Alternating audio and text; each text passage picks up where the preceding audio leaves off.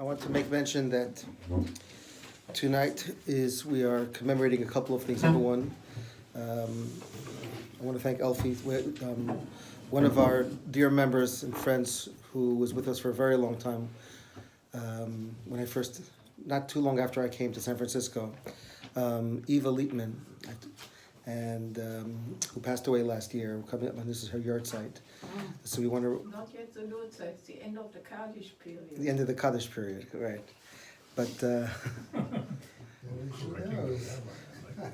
well, if anybody knows, so because I met them together. I met Elfie and Eve at the same time, and she remembers the first time we met. It was at a Holocaust Remembrance Day in Golden Gate Park. They don't even do it. They don't even have. I don't even have a ceremony there ever now. But there's a Holocaust memorial at the end of Golden Gate Park near Legion of Honor, right. And so I was there giving a speech, and then afterwards they came over to me and they introduced themselves. From all speakers, the most impressive speaker, and Eva said, "We have to find where this rabbi is giving a sermon because it was." And they live in Marin, and they would come all the way from Marin every week, and they live in between Marin and Del Mar. And Del Mar. So I said we have people who come all the way from Del Mar in San Diego to here, but dear friend for many years, and she lived a long life, but we remember her very fondly, and so this week the Kiddush on Shabbat is in her memory, and there'll be other things in her memory at the shul going forward as well. Stay tuned. He was so persuasive. We never served on any boards, but he got me and Eva to serve on the board, and I always said I stay away from boards. We had Rabbi's Tish here always. Remember, that was a nice program we started. Yeah. Well, very nice memories. Was Eva in the camps? Nobody knows Eva better than. Was Eva in the camps? No, she wasn't in the camps. She was in Canada. She came to Canada before the war. Yeah. Her father and my grandfather, they came together from Poland. They came to Germany. My grandfather stayed. He became the conductor, the first violinist, and then the conductor of the symphony, which brought him to Dachau. But Eva's father was lucky. He went on a visa to Canada, to Montreal, and therefore he had a big family there.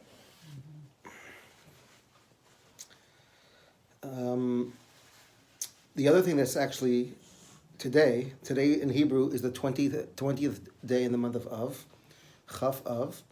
Today is the yard site of the Rebbe's father. Now, so just as a short intro, because as we speak, there are thousands and thousands of people at his resting place, at his at the Ohel. The Ohel in Hebrew is the respectful reference to the word Ohel means tent. It's the place of resting where they build on top of the monument. They build an enclave where they surround it, where people can go in. And it's in Kazakhstan. The Rebbe's father is buried in Almaty in Kazakhstan. So it's a long story about what happened, and it's a tragic story. But the Rebbe's father was arrested in 1939 by the NKVD, who were the forerunners of the KGB. And when many of the rabbis got out of Russia, he stayed to keep Judaism alive. And so he was arrested and sent to Kazakhstan, originally to a place called Chile in Kazakhstan, where it was a terrible exile. Eventually, they beat him and tortured him for a number of years, and he passed away in 1944 in exile in Kazakhstan. He's buried in the town of Almaty in Kazakhstan. Why was he chosen to be arrested? Because in the 20s and 30s, they went around, they kicked out all the leading rabbis in Russia.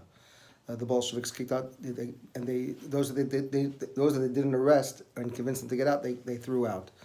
The Rebbe's father-in-law, the sixth Chabad Rebbe, was thrown out in 1927. He was given an ultimatum; he had to leave. He was also arrested and tortured, but the deal they cut originally, he was sentenced to death. and it was then commuted with pressure from the U.S. State Department and international authorities. It was then commuted to 10 years hard labor, then it was changed to 3 years, and eventually they told him, get out. And so they allowed him to leave with his life, and then that's why he ended up in Poland. He went Riga, and he was in Poland from 1930 to 1940, and he was in Warsaw when the war broke out. I spoke about. So that in 1940 he escaped from the Warsaw Ghetto with the help of some German soldiers who got him out of the Warsaw Ghetto. It was, by the way, it's a fantastic book that tells about this unbelievable story that how the Rebbe's father-in-law and his extended family got out because they were there through the Blitzkrieg of September 1939. What's the name of the book? The book was written by a journalist and not a religious person. It was. It'll come to me. I'll give you the name of the book, and it talks about how the Rebbe's life was saved through activism here in the United States. A number of people got involved. Justice Louis Brandeis at the time, and even though Chabad was not a very large or influential group, but they appealed that this was the most important rabbi left in Europe, and who the Nazis were looking for, and a number of at that time. The United States was still neutral. The United States wasn't. Roosevelt's isolationism was still strong. So, as you know, the U.S. didn't enter the war until 1941, until after Pearl Harbor, and so at that time, the Germans were happy to throw some bones to keep the United States on the sidelines as long as possible. So, I believe the name of the book is called "Saved by the Reich." Saved by the Reich. Because what actually happened is that someone at the State Department had a back channel still open at that time to German intelligence, and he reached out to the head of the German intelligence at that time was called the Abwehr. The head his name was Wilhelm Canaris. Canaris, I believe, at the end was executed at the end of the war because for his anti-Nazi that he wasn't a hardcore Nazi. Him, Rommel, there were a number of Germans, heroes even from the First World War, who were eliminated. But Canaris at that time was the head of German military intelligence, and the SS, which was Himmler's new, was a competing entity. But what happened is that he had a soldier under his command who was 1/4 Jewish from his father's side, but he was a decorated war hero from World War One. So he had a personal,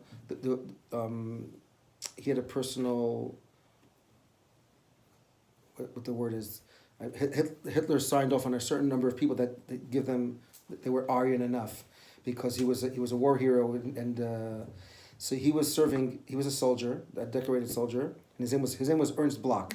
He was the architect of this whole operation. Ernst Bloch is famous. Ernst Bloch was his name. And if there are pictures of him, his face is badly disfigured. He was disfigured in World War One, and he took some bullet to his face or something. And so there are pictures of him. His daughter died not that many years ago. She was interviewed by a number of television personalities about this story. Was it recently published? Because there's somebody on a speaker circle now. It was published not that long ago. Talking about, I saw, my neighbor went in San Diego also. It's about somebody who then funneled money to Himmler in order to, get certain. A woman in Switzerland. They say yes. correct. He was If you you can Google "Saved by the Reich" and it'll come. This book will come up. Yeah.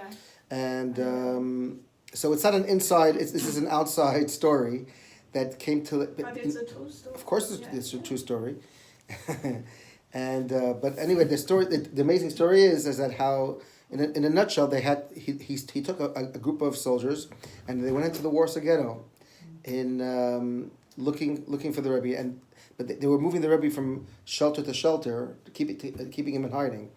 And they saw German soldiers, the Nazis. They were looking for the rabbi. They thought for sure it meant only one thing, and nobody would disclose until it's a whole story how he wrote back. He sent word back to the State Department tell your people that we're trying to find him, we're not trying to harm him, but we're going to leave. You know, it was, and finally how they got word that to not, you know, to make contact with these people, and so they arrested him. They made a show of arresting him.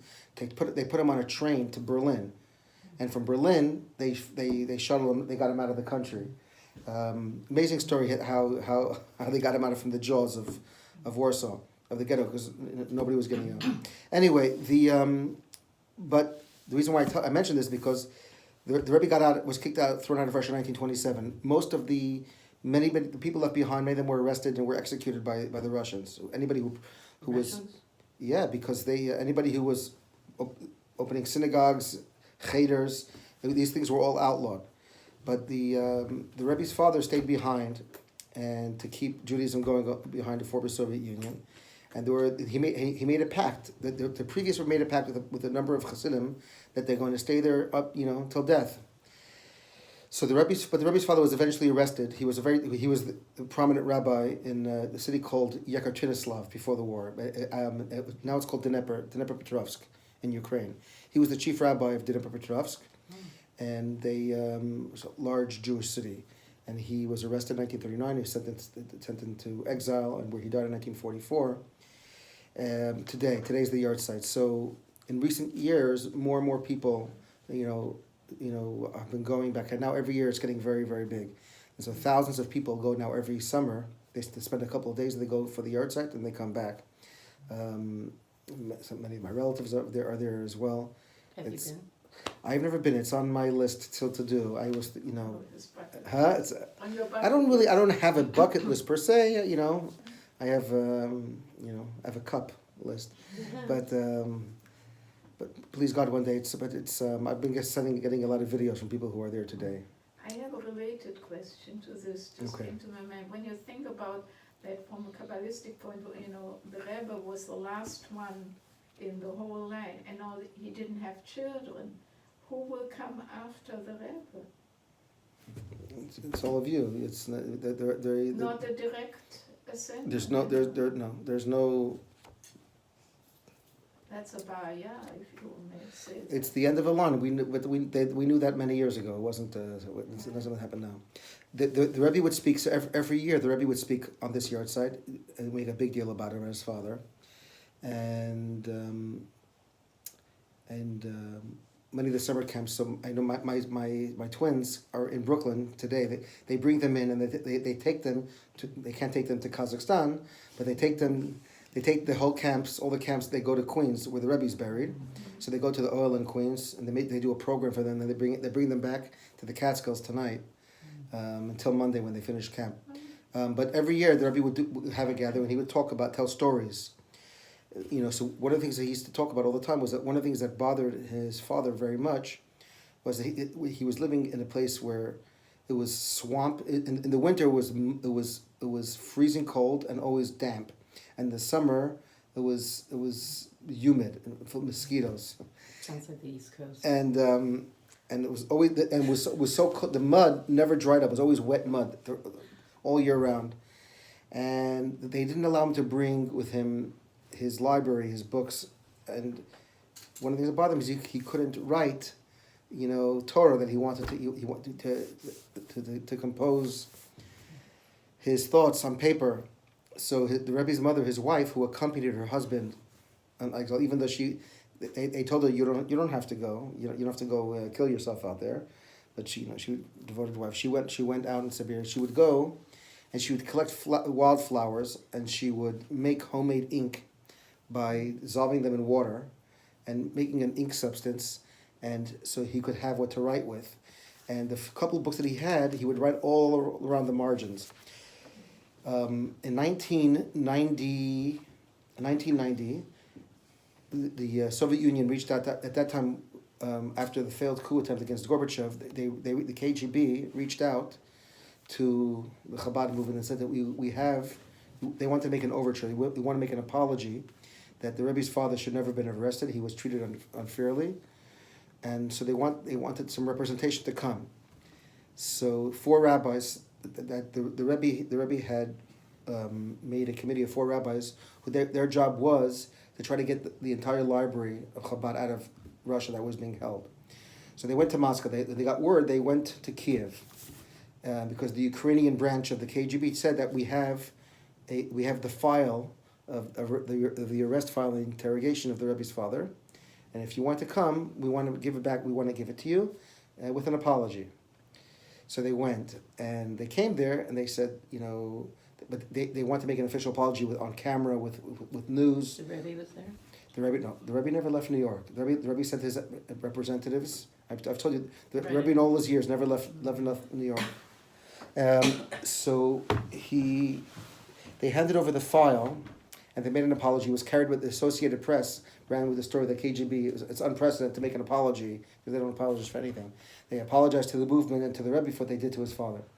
In any event, they got the whole file back, the file with pictures, and the interrogation and the story of what happened.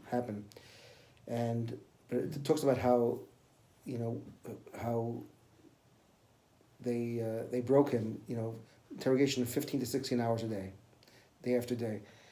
They want him to give up names of people, of other underground networks that were teaching Torah, which he wouldn't divulge, etc., etc., etc. So, in any event, tonight it's an important night to dedicate to Rebbe's father. His name was Levi Yitzchak. My brother who lives in Toronto, had a baby last week. The bris was Sunday when my parents went, and they named him Levi Yitzchak because after the Rebbe's father, because his yahrzeit was coming up this week. I have a brother, Levi Yitzchak, as well. You mentioned with KGB because Putin has such a good relationship with Chabad now. It's a different world today. This is in 1989, 1990, when it wasn't clear which way it was going to go, what was going to happen. Yes. Okay, let's get back. So now we're going to do some actual learning. But her question about who comes after the Rebbe, they have all those flags around that area with his picture and say Moshiach Ba. So that's who's coming next, Moshiach. That's the answer. Seen that? If you want to know who's coming next, Moshiach. That's who's next. I thought there was a picture of the Rebbe there. I thought they meant it was him. I'm sure that's what they mean as well. Oh, all right. Unless if you have a better candidate, put him up. Put them up for election and let them run on the Democratic platform. Anyway, The Orthodox platform.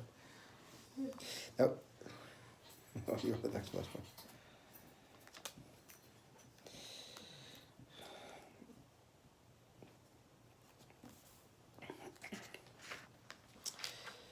This week's Torah portion, Eikev, is a continuation really from last week where Moshe is reminding the Jewish people of the 40 years, of the most recent 40 years that happened in the desert. And he talks to them about not to make the same mistakes that their parents and grandparents made. And in addition, he talks about how when you get into the land of Israel, you're going to be very afraid. You're going to say, how are we going to overcome all these the might that we have to face to conquer this land? And he's telling them, don't worry. God made miracles greater than what you're going to need. Your ancestors lived through and observed. And if you keep the Torah and the mitzvot, anything that you will be facing, God will take care of. And then he talks about how, I'm just giving a quick overview before we focus on a couple of things here, so we have an idea of the entirety of the Torah portion. He says, I want you to remember the entire path of what we went through this desert the past 40 years, that God tested us. Moshe says the reason why God kept us for 40 years in the desert is to test us to know what is going on in our hearts, whether we're going to keep the commandments or not, and that He gave us the manna. We survived on man for 40 years to teach us one of the most famous lines, a very famous line of the Torah that's been copycatted in many other cultures, to teach us leman hodiacha, to let you know, ki lo al halechem levado yichya adam, that not on bread alone does man live. We don't just live on bread, but what? Ki al kol motza pi Hashem yichya adam, but on the word of God.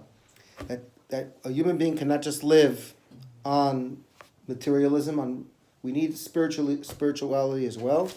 Living just on materialism makes one feel very empty.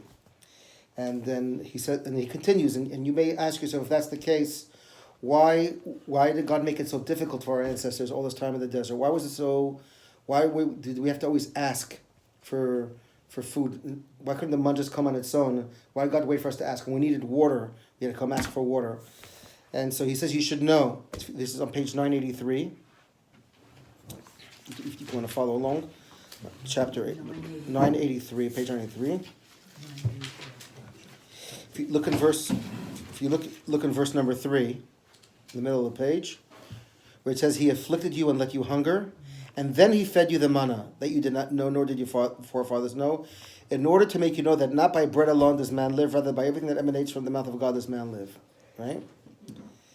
But then he says, you should know, in verse number 5, you should know in your heart that just as a father will chastise his son, so Hashem your God chastises you. That when anything that happened is not because God wanted us to suffer. It was education. That the way a parent educates their son, if they're chastised or they're critical, it's not because, God forbid, they hate them. It's because they want them to learn and to grow and to become better from it. This is how God educated us in the desert, that before we go into the land of Israel, we should go in as civilized mention, not as Neanderthals.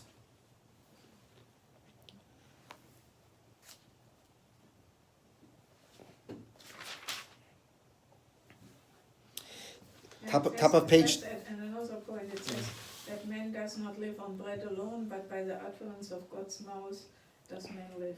So not by the word of God, not by the food. That's what I thought. That's what I said. But based upon this, there's a very famous prophecy. That says, "Hinei yamim ba'im nu Hashem." Days are coming. The hishlachti ra'av ba'aretz. The prophet prophesies that when the Messiah will come, he says there will be a hunger in the land. Lo ra'av lalechem. There will not be a hunger for bread. V'lo tzama lamayim, and not a thirst for water. Ki im l'shmo et devar Adonai, but to hear the word of God. That the day will come when people are going to be so hungry and thirsty, but it won't be for food. People are going to be dying to hear something real. And they want to hear truth. And so, on top of page 985, Moses tells them that God will bless you, that when you get to the land of Israel, you will eat and be satisfied, and bless Hashem your God. This is, by the way, the source of Birkat Hamazon, of the benching that we do. This is the